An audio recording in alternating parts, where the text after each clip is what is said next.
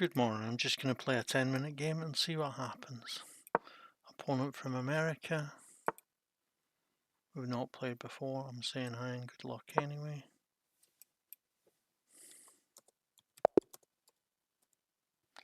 And he resigned straight away, terrified of my bishop pawn g3. I don't blame him. See if we can get another game. Yeah. Okay. Okay. Well, Corey the Kai guy.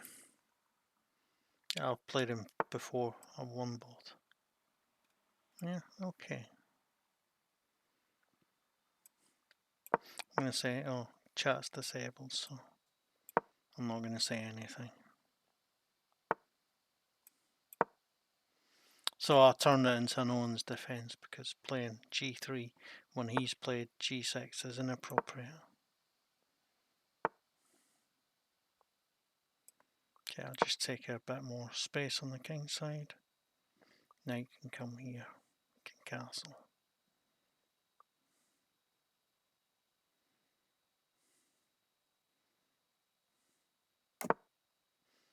Yeah, knight comes here, a castle now.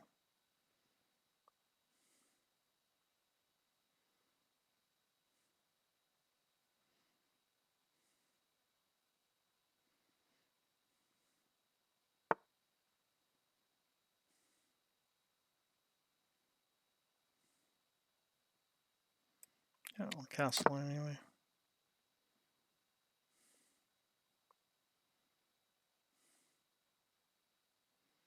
I can consider playing queen here and then if I push the pawn. Yeah.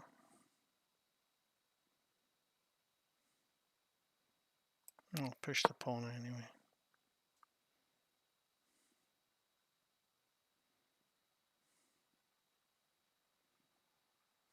If he comes here with a knight, I'll push the pawn again.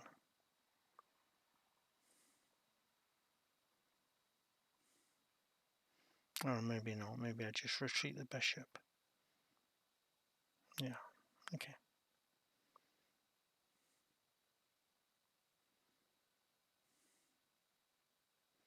If he moves the knight, I might have the conditions necessary for a Greek gift.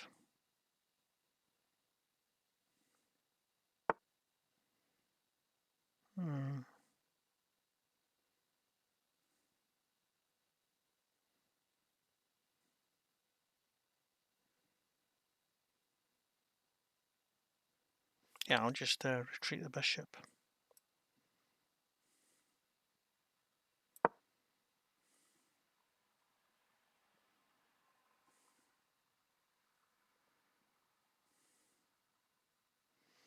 Then I might play here to restrain the knight from coming here so that I can push here and chase the knight back to this ugly little square. That's not an ugly little square. C7's as nice a square as every other square on the board. It's an ugly little square for that knight. Yeah, fine by me. If he wants to swap off there, I will take with the pawn. Yep. And if he wants to swap off again, I will take with the other pawn. So if he takes here, I take with the f pawn. If he takes here, I take with the c pawn. But now I get to chase the knight to that ugly little square.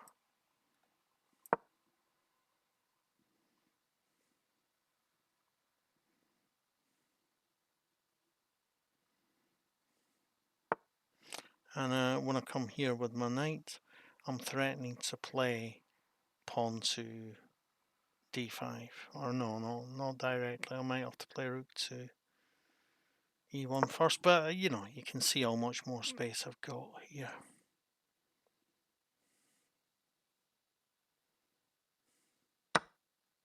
Yeah, I'll take that with the knight.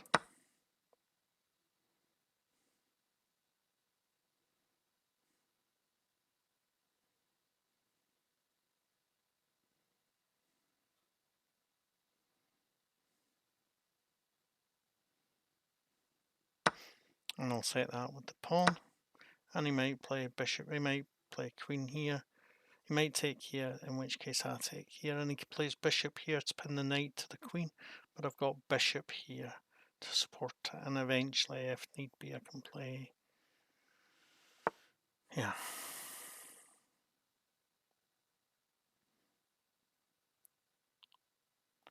Yeah, you can do it in that order.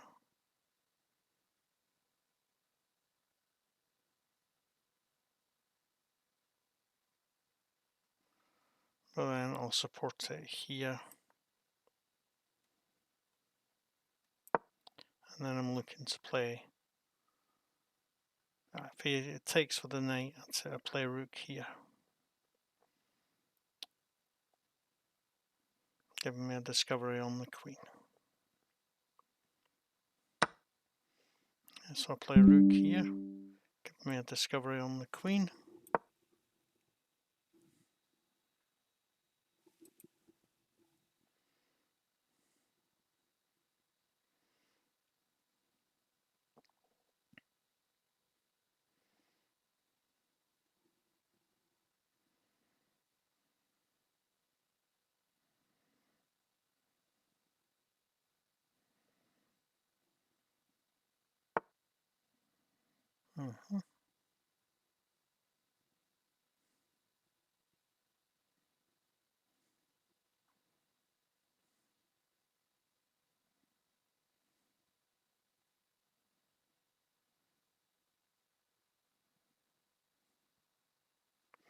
Well, I'll go to work on the bishop there. So that when I take, I'm immediately got two attackers on the. If he takes, I take with the bishop, and I've immediately got two attackers on the knight.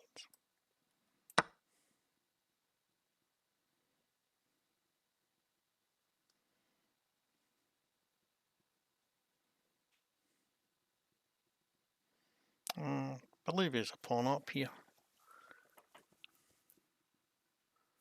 but that's completely irrelevant.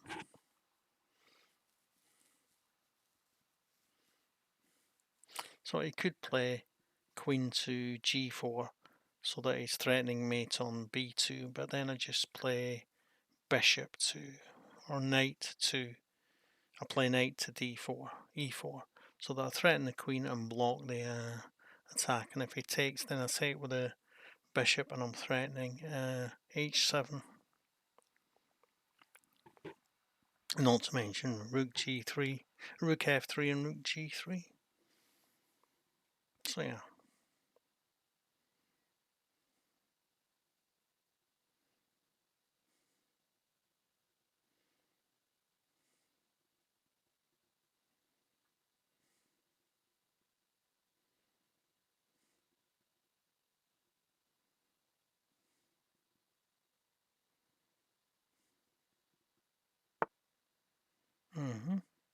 That's a reasonable move.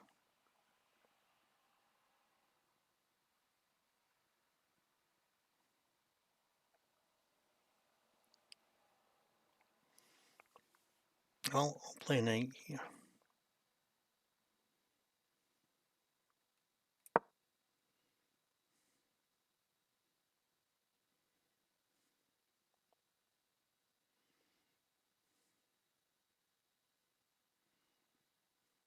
Then maybe I can think about playing bishop here, and either bishop or knight to g5. I can also play, oh well, that's lovely. Now I'll play bishop here. And if he takes with the bishop, fine. I'll take with the bishop, threaten his rook, and then I come here. Or can't come here immediately, I have to support it first.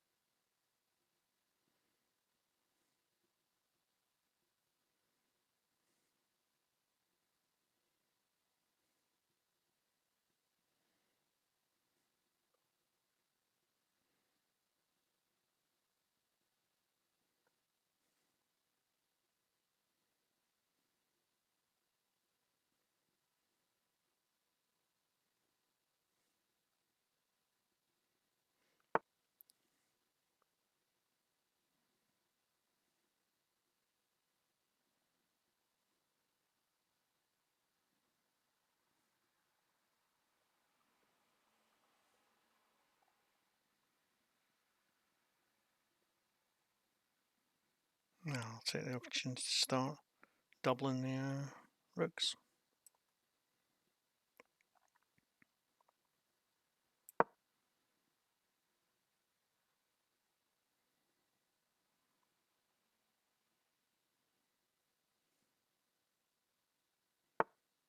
Yep. I'll continue doubling the rooks.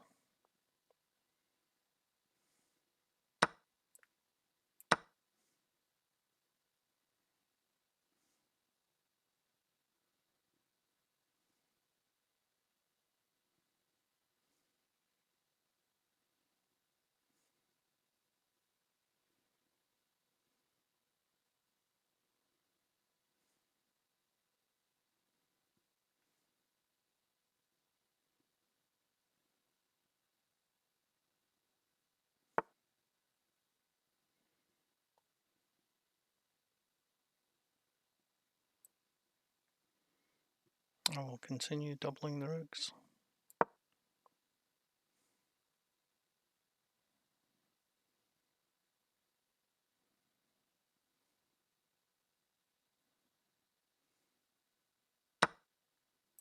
Take that, now I'm threatening here a bit more seriously.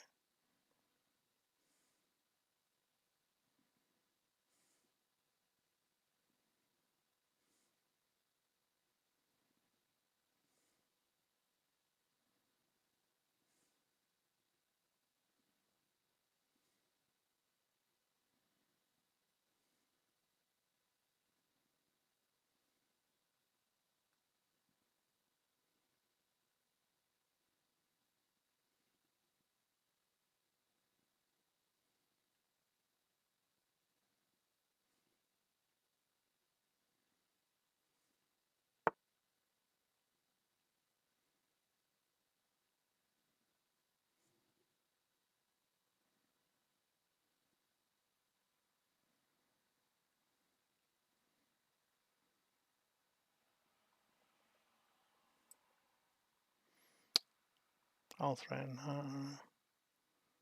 bishop there.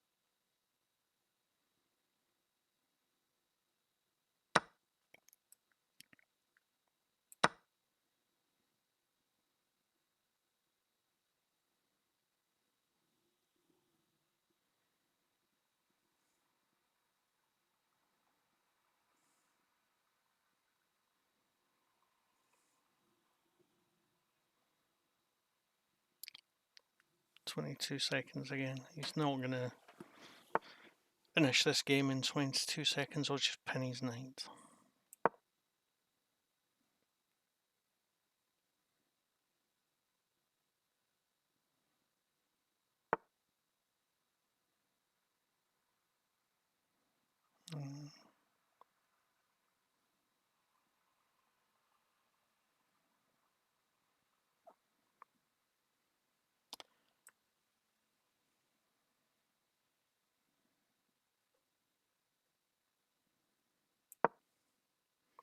So I'm threatening queen here. Still threatening queen there. He's not done anything about that threat. Still threatening queen here. He hasn't done anything about that threat. No, I'm threatening to take the knight.